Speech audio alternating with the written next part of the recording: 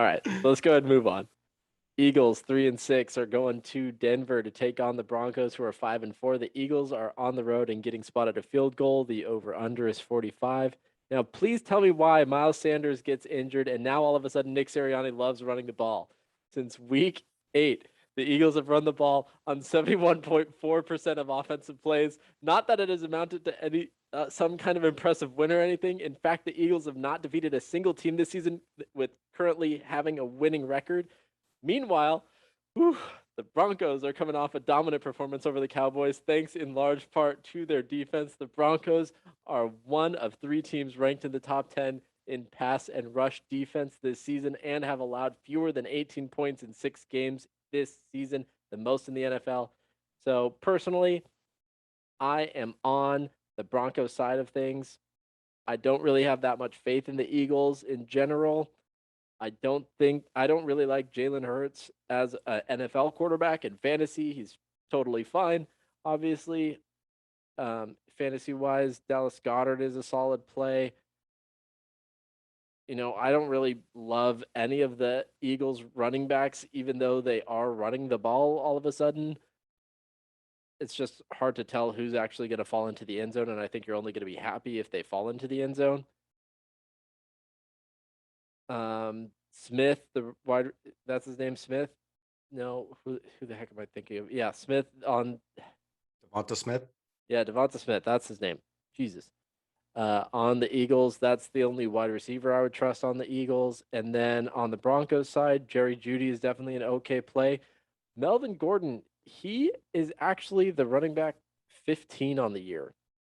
Crazy. A very solid RB2. And I personally am the owner of him in our league, and I keep riding him on the bench.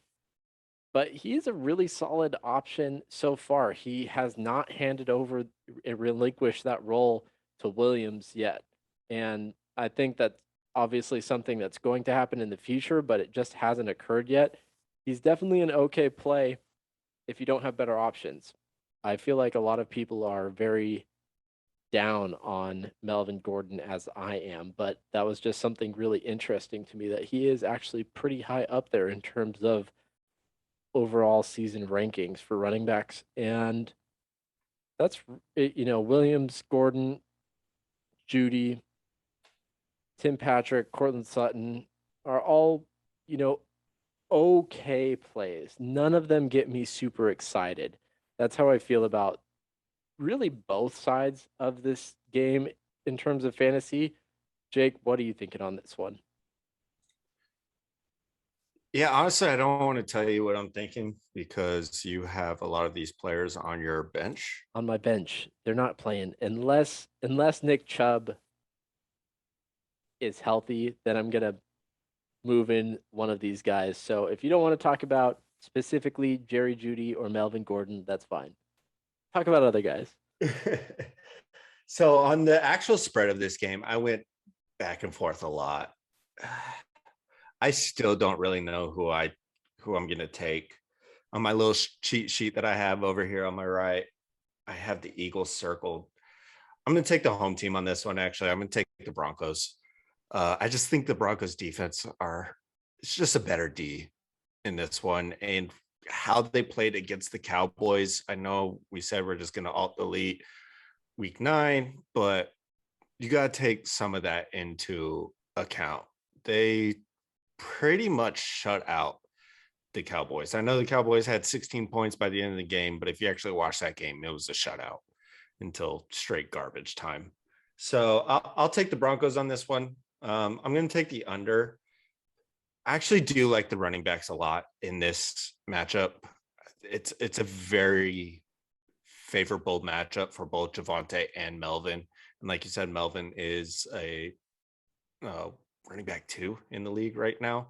So I definitely do lean Javonte more. That's the name I wrote down, but I love both of them in this matchup, and it terrifies me that you have him. So if you wanted to throw him in, if Dearness is not playing, that's not a matchup that I'm excited about.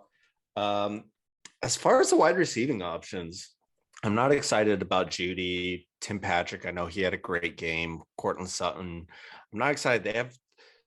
That's the one side where, as far as fantasy options go, the Eagles are pretty good at is stopping the wide receivers.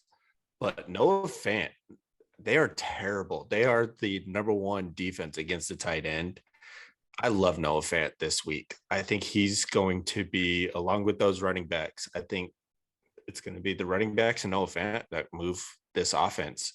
So I'll take the Broncos in this one to cover at home. 45. I'm gonna lean the under on this one. It just seems like a lot.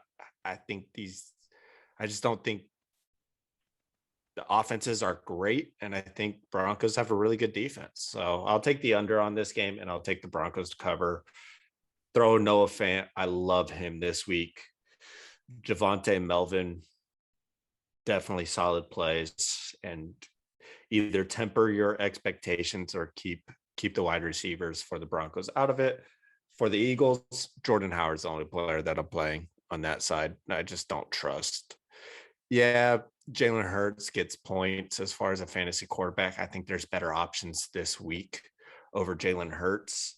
And I just don't trust any receiving option for the Eagles to be a solid play besides a flex two to maybe a flex play. Yeah, yeah. I think I'm going to take the under in this one with the 45.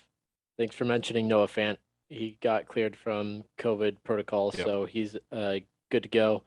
And for anyone wondering why I got so heated about the Eagles running back situation, it's because I traded for Miles Sanders, and he's been riding hot on my IR ever since, pretty much. So, You're very adamant just now. dude, You're very, very animated.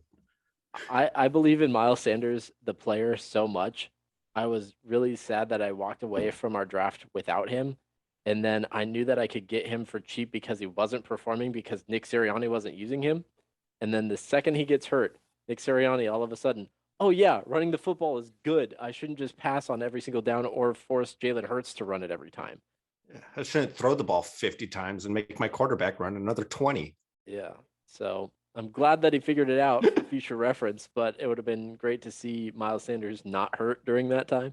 But hopefully, rest of the season, That's awesome. hopefully that I'll just save that in my back pocket. I've been okay. I've been okay. I've been. Thank you for listening to this little highlight of the 2 Minute Drill podcast. If you want to follow along to other games, here's a playlist for you. If you want to listen to the show in its entirety, show links are in the description. Make sure you're subscribed to the YouTube channel, and we'll see you on the next one. Peace.